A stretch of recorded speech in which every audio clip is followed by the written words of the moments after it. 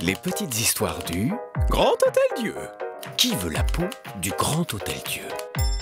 Saviez-vous que les murs du Grand Hôtel-Dieu ont résisté à bien des assauts au XXe siècle et que de nombreux Lyonnais ont essayé d'avoir sa peau? Enfin, ses pierres.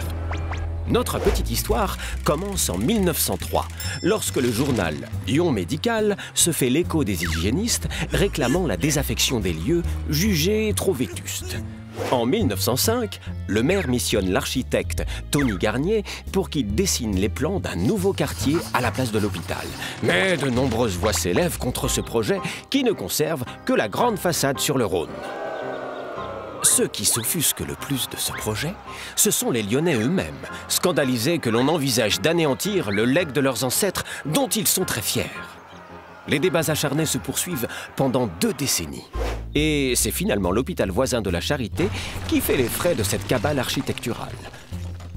En 1939, une partie des bâtiments de l'Hôtel-Dieu est classée monument historique, éteignant ainsi la polémique qui renaît au début du XXIe siècle avec l'étude des projets de reconversion du Grand Hôtel-Dieu.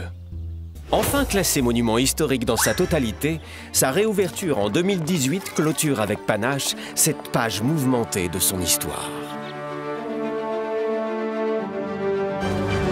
Grand Hôtel-Dieu. Infiniment Lyon.